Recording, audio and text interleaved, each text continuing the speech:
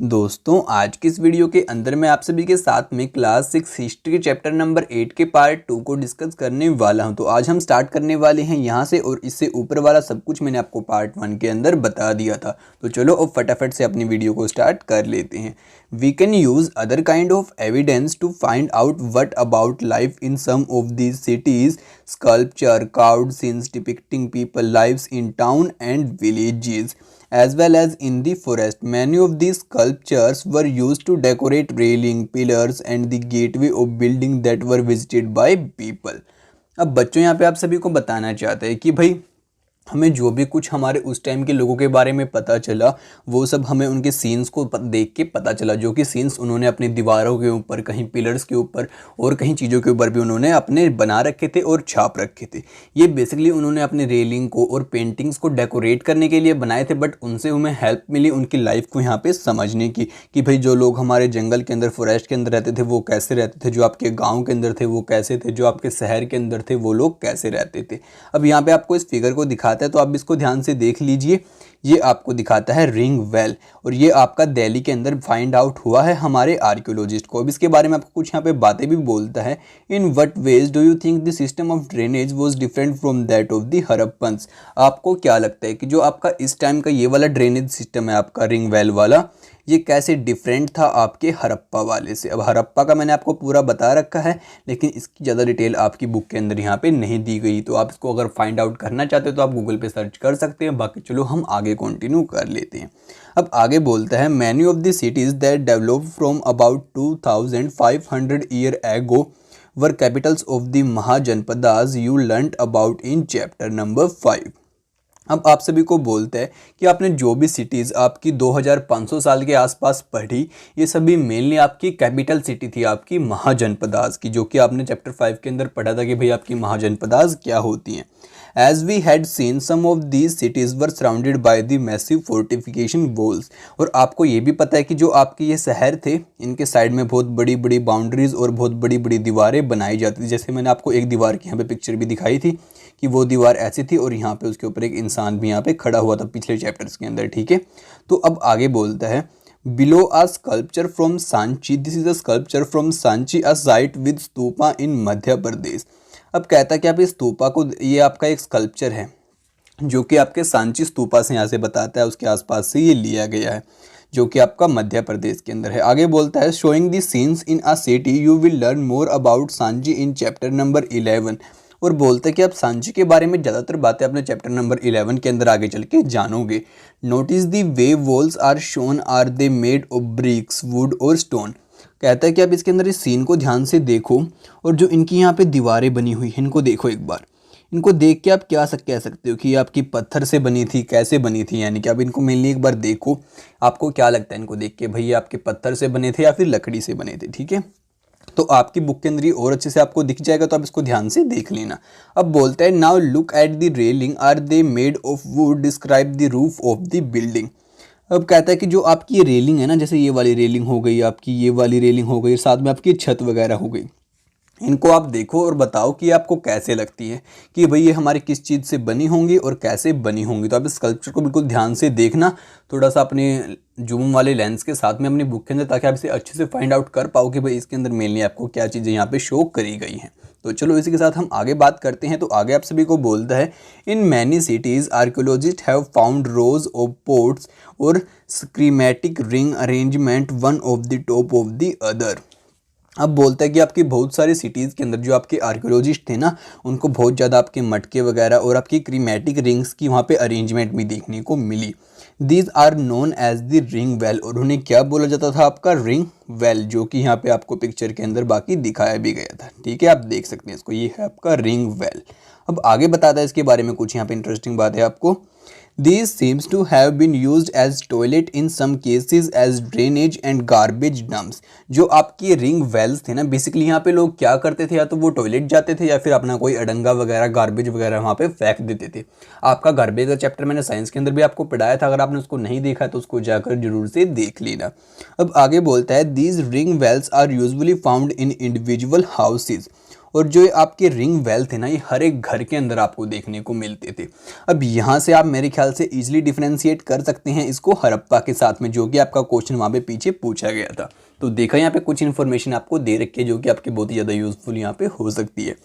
अब आगे बोलते हैं, we have hardly any remains of places, markets or the homes of the ordinary peoples. Perhaps some are yet to be discovered by archaeologists. Other made of wood, mud, bricks and thatched may not have survived. अब बताते हैं कि जो वहाँ के आपके ordinary लोग थे यानी कि आम लोग थे, उनके घर आपको आज के टाइम में देखने को बिल्कुल भी नहीं मिलते हैं। बट फिर भी आपके जो आर्कियोलॉजिस्ट थे उन्होंने कुछ ढूंढने की, कुछ पता लगाने की कोशिश की, तो उनको फाइनली वहाँ पे क्या मिला कि भाई जो कुछ लोगों के घरों के सीन वगैरह थे वो देखने को मिल गए। बट एंड में वो यही बात बोलेंगे कि आज तक आपका घर कोई भी नहीं बचा जो कि आपका लकड़ी से या फिर मिट्टी से बने होते थे, वो इजीली वहाँ पे डिस्ट्रॉय हो जाते थे। Another way of finding out about the earlier cities in the form of accounts of the sellers and travellers. अब बोलते हैं कि अगर आपका फिर भी मन है कि भाई नहीं, मेरे को तो अपनी पुरानी जो शहर थे उनके बारे में जानना ही जानना है, तो फिर क्या है, जो हमारे आर्कियोलॉजिस्ट थे उन्होंने क्या किया, जो आपके सेलर्स थे यानी कि जो समुद्री यात्रा करके हमारे भारत के अंदर आते थे या हमारे सब कॉन्टिनेंट के अंदर उस टाइम पे आते थे, क्योंकि उस टाइम पे हमारे इसका नाम भारत नहीं था। अब आगे बोलता है, और जो आपके ट्रैवलर्स आते थे, ठीक है, वो सभी क्या करते थे, वो अपने अकाउंट लिखते थे, यानी कि उनके यहाँ पे आने के बाद जो भी कुछ चीज़ें दिखी ना उसको अपने अकाउंट के अंदर नोट कर लिया। तो हमारे आर्कियोलॉजिस्ट ने उनके अकाउंट्स को स्टडी किया हमारे लोगों की ज़िंदगी को समझने के लिए उस टाइम की। One of the most detailed account has been found was known as the Greek sailor.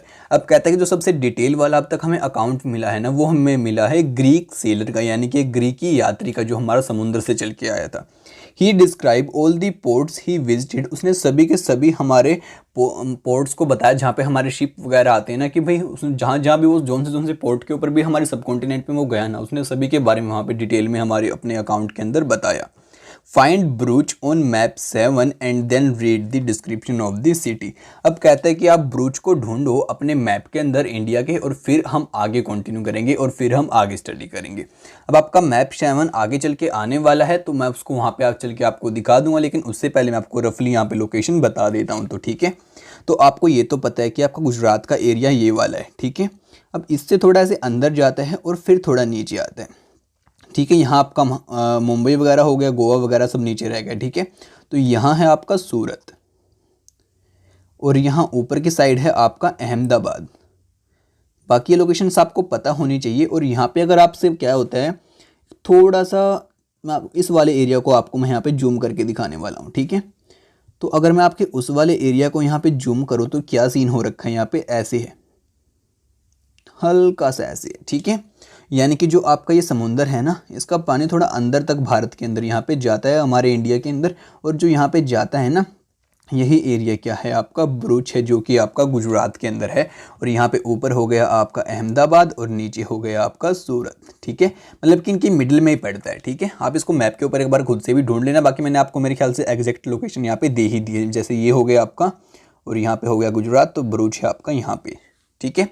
अब इस बात को आप यहाँ से समझ सकते हैं इजीली। अब आगे बोलता है the story of the Barygaza, the Greek name of the Broach. अब जो आपका बरगजा था ना, वो ग्रीक नाम था आपके ब्रूच का। अगर आप ब्रूच से हैं तो आप समझ सकते हैं कि आपके पुराने टाइम में ग्रीक आपके ब्रूच को क्या बोलते थे। The gulf is very narrow at the Barygaza and very hard to navigate from the coming from the sea. अब बताते हैं कि जो आपका ये ऐसे गल्फ गया हुआ था, यानी कि आपका इंडिया हो गया, ये वाला आपका सूरत वाला पार्ट हो गया नीचे, ऊपर अहमदाबाद का, और जैसे आपका ये अंदर वाला पार्ट ऐसे गया हुआ है ना, बताया था थोड़ा समुद्र का पानी अंदर जाता था, तो ये बहुत ही छोटा था। यानी कि अगर कोई दूर से समुद्र से आ रहा है, उसको इसको बारे में ढूंढना, पता लगाना उसके लिए आसान नहीं होता था, उसको बहुत डिफिकल्टी होती थी इस अंदर जाते हुए रास्ते को ढूंढने में। अब आगे बोलता है ships had to be steered in by skilful and experience local fisherman who were employed by the king. और यहाँ पे जो आपके राजा थे ना, उसने अपने मछुआरों को भी यहाँ पे लगा रखा था मछलियाँ पकड़ने के लिए। The imports into the Barygaza were wine, copper, tin, lead, coral, topaz, cloth, gold. अब यहाँ पे बताता है कि यहाँ पे आपके मेनली दूसरी कॉन्टिनेंट से, जैसे ये तो हो गया आपका ब्रूच, दूसरी कॉन्टिनेंट से आपके समुद्री जहाज इसके अंदर गए और यहाँ पे वो क्या करते थे, इंपोर्ट करते थे बहुत सारे सामान का, यानी कि यहाँ पे लोगों को दे के जाते थे। वो सामान आपके मेनली क्या थे जिनका वो व्यापार करते थे, वो थे आपके यहाँ पे वाइन, एक तो आ गई आपकी शराब, दूसरा कॉपर, फिर टिन, फिर लेड, फिर कोरल, फिर टोपाज, फिर कपड़े वगैरह, और फिर आपका गोल्ड भी एंड सिल्वर की कॉइन। ठीक है, अब आगे बोलता है export from the town include the plant from the Himalayas, ivory, agate, carnelian, coral, silk and perfumes. अब कहता है कि जो हमारे वाले ब्रूच के लोग थे वो उनको बदले में क्या देते थे, वो उनको देते थे हमारे जो हिमालय के पास से हमें जड़ी बूटियाँ वगैरह इंपॉर्टेंट प्लांट नहीं मिलते हैं, वो वाले ivory, agate, carnelian, cotton, silk and perfumes वगैरह जो हमारे वाले थे वो उनको देते थे, और उनसे बदले में हम क्या लेते थे आपको पता चल गया होगा, पीछे मैंने अभी भी आपको बताया। Special gifts were brought by the merchant for the king. These include the vessels of the silver, singing boys, beautiful girls, and the fine wines and fine clothes. अब बताता है कि जो भी व्यापारी लोग आपके यहाँ पे ब्रूच के अंदर आते थे ना, वो आपके राजा के लिए बहुत ज़्यादा अच्छे अच्छे और कीमती बर्तन लेके आते थे, जो कि आपके सोने और चांदी के होते थे बेसिकली। साथ में कुछ गाना गाने वाले लड़के भी लेके आते थे और ब्यूटीफुल लड़कियां लेके आते थे। साथ में कुछ उसके लिए अच्छे वाले क्लोथ्स भी लेके आते थे, जो कि आपका राजा वहाँ पे पहन के। अब आगे बोलता है make a list of all the things imported and exported from the Barygaza, underline at least 2 things that were not in use during the Harappan times. What do you think merchants brought give for the king. अब यहाँ पे आप सभी को बोलते हैं कि आपको क्या करना है कि लिस्ट बनाओ क्या चीज़ें तो यहाँ पे इंपोर्ट की जाती थी और क्या यहाँ पे एक्सपोर्ट की जाती थी। फिर आप पता लगाओ इनमें से कौन सी चीज़ें अलग एक्सपोर्ट इंपोर्ट की जाती है जो कि आपके हड़प्पा के टाइम में नहीं की जाती थी। फिर आगे बोलते हैं कि आपको क्यों लगता है कि जो वो आपके व्यापारी लोग थे वो जब यहाँ पे आते थे तो राजा के लिए क्यों गिफ्ट वो लेके आते थे। अब आगे आपको कॉइन्स के बारे में भी कुछ इंपॉर्टेंट बातें बताएगा इस पीरियड के और इस सिटीज़ के बारे में। ठीक है, You may have noticed how wealthy is measured in terms of coin in the story of the page 82। अब कहता है जो आपने 82 पेज नंबर के ऊपर अपनी स्टोरी पढ़ी थी ना, उससे आप ये बात तो जान चुके हैं कि इस टाइम के अंदर जो आपके कॉइन्स और सिक्के होते थे वो कितने ज़्यादा इंपॉर्टेंट यहाँ पे रहते थे। Archaeologists have found several thousand of coins belonging to the period. The earliest coins which were in use for about 500 years were punch marked coins such as ones shown below। अब यहाँ पे आप सभी को बताते हैं वैसे तो यहाँ पे आपके बहुत सारे कॉइन्स बिलोंग करते थे, बट जो यहाँ पे मेनली आपके कॉइन्स थी ना वो थे आपके पंच मार्क कॉइन, जो कि आपके 500 साल तक करीबन यहाँ पे रहे थे और वो आपके कुछ ऐसे दिखाई देते थे। आप यहाँ पे देख सकते हैं इनके ऊपर, यानी कि आपकी कोई शीट वगैरह होती थी ना मेटल की, उसके ऊपर पंच मार के ऐसे होल्स वगैरह यहाँ पे अपनी कोई फिगर वगैरह बना दी जाती थी और ये कहलाते हैं आपके पंच मार्क कॉइन। आप इनको इजीली यहाँ पे नेविगेट कर सकते हैं और देख सकते हैं। बाकी इनके बारे में यहाँ पे आपको कुछ और डिस्क्रिप्शन भी देने वाला, तो चलो फटाफट से इसको भी यहाँ पे स्टडी कर लेते हैं। Punch mark coin were generally rectangular and sometimes square और राउंड। अब बताता है कि जो आपके पंच मार्क कॉइन होते थे ना वो जनरली आपके क्या थे, रेक्टेंगुलर थे, और कुछ टाइम पे आपके स्क्वायर भी होते थे और कुछ टाइम पे आपके सर्कल भी होते थे। मतलब कि ये तीनों शेप आपके जो पंच मार्क कॉइन होते थे उनकी होती थी। आप इन तीनों बातों को यहाँ पे याद रखना। अब आगे बोलता है in shape either cut out of the metal sheet of made from the flatted metal globules a small spherical body. The coins were not inscribed but were stamped with the symbols using the dies or the punches, hence they are called the punch marked coin. अब बताता है कि क्या होता था, जैसे आपकी कोई ये मेटल की आपका कोई सर्कल है, इसको यहाँ पे आपके लोहार ने पीट पीट के ऐसे शीट बना दी। ठीक है, अब शीट को बनाने के बाद उनके ऊपर ऐसे पंच किया या फिर उनके ऊपर ऐसे कोई डाई वगैरह की हेल्प से क्या किया, डायरेक्टली इस कॉइन को बाहर निकाल लिया जो कि था आपका पंच मार्क कॉइन, जिसके ऊपर ऐसे से सिंबल होते थे और इनके ऊपर पंच से आपके क्या कर दिया, इन वो आपके यहाँ पे कोई भी चीज़ बना दी। तो इसलिए इनका यही रीजन था कि हम इनको बोलते थे कि ये हमारे पंच मार्क कॉइन है। These coins are found over most part of the subcontinent and remained in circulation till the earlier century CE। कहता है कि ये जो आपके कॉइन थे ना आपकी कंट्री में बहुत ज़्यादा टाइम तक रहे और ये आपके अर्ली सेंचुरी CE तक भी रहे। मतलब कि अब आपको पता है आपका BCE था और एक था CE।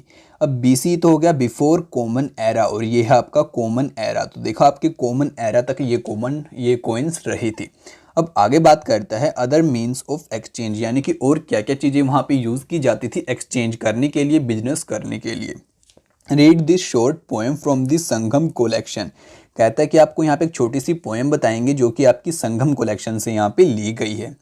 As they carry the white paddy for the land, they exchange it for the salt of the another, crossing the long roads in carts through sands white as moonlight, taking whole families who hate to be left behind. The departure of the salt merchants leave the city empty. Salt was produced plentiful along the seacoast. What was the merchants planning to exchange it with?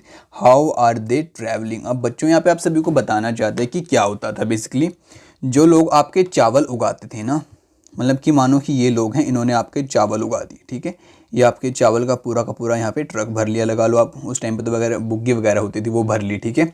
और उधर से आपके जो merchant जो अपना salt वगैरह बनाते थे, उन्होंने अपना साल्ट से भर लिया।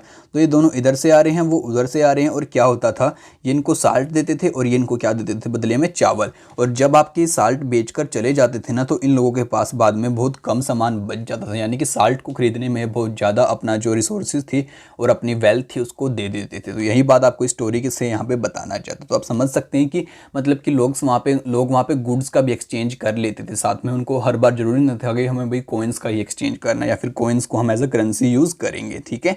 तो इसी के साथ हमारा अगला टॉपिक आता है सिटी विद मैनी फंक्शंस। तो अब हम उन शहरों के बारे में जानने वाले हैं जिनने बहुत ज़्यादा फंक्शंस को परफॉर्म किया। तो चलो फटाफट से इसके बारे में भी स्टडी कर लेते हैं, और ये भी बहुत ज़्यादा आप सभी के लिए ईजी होने वाले हैं। हमें बोलता है very often a single town was important for a variety of region. Let us look at the example of the Mathura. अब आप सभी को कहते हैं कि भाई एक जो आपका टाउन होता है ना, वो बहुत ज़्यादा तरीके से आपका क्या हो सकता है, वैल्यूएबल हो सकता है। जैसे मानो आपका ये कोई एक टाउन है, ये बहुत ज़्यादा तरीके से आपके कहीं एक्सचेंज कर रहा है, कहीं कोई दूसरा बिजनेस कर रहा है, कहीं कोई दूसरा बिजनेस कर रहा है, यानी कि जो एक आपका टाउन है ना, यही बहुत तरीके से आपका इंपॉर्टेंट हो सकता है। तो इसी के लिए यहाँ पे आपको मथुरा का एग्जाम्पल देना चाहते हैं, और कहते हैं कि आप अपने मैप के अंदर जाओ और मथुरा को वहाँ पे ढूंढो, ठीक है। तो ये काम मैं आप पे छोड़ता हूँ, फटाफट इसको जाके ढूंढ लेना, बाकी मैं इसको आपको मैप नंबर 7 के अंदर बाद में शो कर भी दूंगा। Mathura has been an important settlement for more than 2500 years. It was important because it was located at the crossroad of the two major routes of travel and the trade from the northwest to the east and the north to the south. There were fortifications around the city. अब बताता है बच्चों यहाँ पे आपको बहुत interesting और मज़ेदार बात। कहता है कि जो आपकी मथुरा है ना, वो आपकी 2500 साल तक से पहले ही, यानी कि उस टाइम से अब तक आपकी बहुत ज़्यादा इंपॉर्टेंट सिटी रही है, और उस टाइम में तो कुछ ज़्यादा ही इंपॉर्टेंट थी। बेसिकली बताता है क्या है कि जो आपके मेन रूट्स थे ना, जैसे कि ये तो हो गया आपका इंडिया, ठीक है। अब बेसिकली जो आपके मेन्स रूट हैं, जैसे ये आपका नॉर्थ से साउथ वाला रूट हो गया, और जो आपका ये हो गया वेस्ट से ईस्ट वाला रूट, ये आपके यहाँ पे मथुरा के अंदर क्या करते थे, आपके एक दूसरे को क्रॉस करते थे। तो आप समझ सकते हैं यहाँ से जितने व्यापारी लोग होंगे वो आपके ऐसे जाते होंगे, ऐसे जाते होंगे, तो सभी को यहाँ से मथुरा से बेसिकली यहाँ पे गुजरना होता था। और वैसे भी जो आपकी सिटी थी बहुत ही ज़्यादा इंपॉर्टेंट थी। और यहाँ पे मथुरा की आप सभी को कुछ और बातें भी बताता है कि जो आपकी मथुरा सिटी थी ना, वो फोर्टिफाइड थी, यानी कि उसके आसपास बाउंड्री बना रखी थी। अब आगे आप सभी को यहाँ पे कुछ और बातें भी बताना चाहता है आपके मथुरा के बारे में, एंड बोलता है there were fortified around the city and several shrines. यहाँ पे यानी कि जो आपके धार्मिक स्थान थे वो भी बहुत ही ज़्यादा थे। Farmers and herders from adjoining areas provide food for the people in the city. Mathura was also an centre where from extremely fine sculpture was produce. अब बताता है कि जो यहाँ के आसपास के गांव के लोग थे ना, वो जो मथुरा के अंदर लोग रहते थे उनको खाना वगैरह देते थे। और फिर यहाँ पे एक बात आपको मथुरा की और बताते हैं कि जो यहाँ पे आपके स्कल्पचर यानी कि मूर्तियाँ वगैरह या फिर कोई और टाइप का आर्किटेक्चर यहाँ पे बनाया जाता था ना, वो बहुत ही अच्छा और बहुत ही अच्छी क्वालिटी का और बहुत अच्छे डिज़ाइन के साथ यहाँ पे बनाया जाता था। अब आगे बोलता है around 2000 year ago Mathura became the second capital of the Kushanas. और आपके 2000 साल पहले लगभग जो आपकी मथुरा थी ना, वो आपके कुशानाज की सेकंड कैपिटल भी बन चुकी थी। अब आगे बोलता है about home you will read in chapter number 9, जिसके बारे में आप अपने चैप्टर नंबर 9 के अंदर स्टडी करेंगे। Mathura was also a religious centre, there were Buddhist monasteries. और बताता है कि जो आपका मथुरा था ना, वो एक धार्मिक स्थल भी था। यहाँ पे आपके जो बुद्धा थे ना, और बुद्धिस्ट की बहुत ही ज़्यादा मोनेस्ट्रीज यहाँ पे थी, और जैना के भी यहाँ पे श्राइनीज थे। और and it was an important centre for the worship of Krishna. और जो आपके कृष्ण भगवान हैं, कृष्ण गॉड हैं, उनका भी एक वर्शिप सेंटर ये आपका मथुरा यहाँ पे है। Several inscriptions on surface such as the stone slabs and the statues have been found in the Mathura। और कहता है कि यहाँ पे आपके बहुत ज़्यादा इंस्क्रिप्शन भी देखने को मिलते हैं जो कि आपके पत्थर के ऊपर लिखे गए थे, और साथ में और भी कोई स्लैब्स और स्टैचूज़ के ऊपर यहाँ पे आपके जो इंस्क्रिप्शन हैं वो लिखे गए थे। अब इंस्क्रिप्शन का मतलब आपको यहाँ पे पता बिल्कुल होना चाहिए। Generally, these are short inscriptions recording gift made by the men and sometimes women to monasteries and shrines। अब बताता है कि जो इंस्क्रिप्शन थे ना यहाँ पे किसी किंग वगैरह के नहीं थे, बेसिकली किंग के भी थे बट उतने नहीं थे। यहाँ पे आपके छोटे मोटे इंस्क्रिप्शन थे जिनके अंदर ये लिखा जाता था कि भाई इस इंसान ने इतना डोनेट किया है हमारी मोनेस्ट्री को या फिर हमारी श्राइनीज़ को। यानी कि आपको श्राइनीज़ और मोनेस्ट्रीज़ का पता है, मोनेस्ट्रीज़ आपकी बुद्धा की थी और जो आपकी श्राइनीज़ थी वो आपके जैना की थी। There were made by the kings and queens, officer, merchants and craft person who lived in the cities। और बेसिकली जो आपके इंस्क्रिप्शन थे ना ये आपके किंग और क्वींस और ऑफिसर्स के के साथ में मिलके बनाए जाते थे और वही लोग इन सभी का काम देखते थे। For instance inscription from Mathura mention goldsmith, blacksmith, weaver, basket makers, grand garland makers and perfumes. और आपके मथुरा से एक इंस्क्रिप्शन मिलता है जो कि हमें बताता है कि वहाँ पे गोल्ड स्मिथ था यानी कि सुनार था, ब्लैक स्मिथ था, आपका लोहार भी था, साथ में वीवर था जो कि आपके कपड़े वगैरह बुनता है, जो अब बास्केट बनाता है वो भी था, आपका गारलैंड मेकर भी वहाँ पे था, और परफ्यूम्स वगैरह जो बनाए जाते हैं वो भी आपका वहाँ पे देखने को मिलते हैं। तो अब आगे बोलता है make a list of the occupation of the people who lived in Mathura, list one occupation that was not practised in the Harappan cities. अब बोलते हैं कि आप एक काम करो, जो भी आपने यहाँ पे मथुरा के अंदर देखा उसके बारे में सीखा, उससे एक लिस्ट बनाओ जिसके अंदर आप लिखोगे मथुरा के अंदर भाई क्या क्या काम लोग करते होंगे। जैसे आपके सुनार भी थे लोग वहाँ पे, क्राफ्ट पर्सन भी हो गए, आपके हर्डर्स हो गए, फार्मर्स हो गए, ट्रेडर्स हो गए। ऐसे आपको सभी के ऑक्यूपेशन फाइंड आउट करने हैं, उनके बारे में लिखना है, और ऐसे ऑक्यूपेशन फाइंड आउट करने हैं जो कि आपके हड़प्पा के अंदर बिल्कुल भी यूज़ नहीं होते थे। अब आगे बताता है क्राफ्ट्स एंड क्राफ्ट पर्सन। अब आपको क्राफ्ट और क्राफ्ट पर्सन के बारे में बताएगा जो कि आपकी पुरानी सिटीज़ होती थी उनके। We also have archaeological evidence for the craft. This include extremely fine pottery known as the northern black polished ware। अब बताते हैं कि उस टाइम की जो सबसे अच्छे वाली आपकी पोट्री होती थी ना वो थी आपकी northern black polished where. It gets its name from the fact that is generally found in the northern part of the subcontinent। अब ये नाम इसलिए पड़ा क्योंकि जो हमारा नॉर्थर्न पार्ट है ना इंडिया का, अब नॉर्थर्न पार्ट मैंने आप सभी को बार बार बता रखा है, फिर से दिखा देता हूँ। ये वाला पार्ट है ना बेसिकली, इसके अंदर सबसे ज़्यादा आपकी ये वाली पोट्री यूज़ की जाती थी। ठीक है, remember that the archaeological evidence for many craft may not have survived. We know about the text that the manufacture of the cloth was important. There were famous centre such as Varanasi and the north and Madurai in the south. Both man and women work in this cities.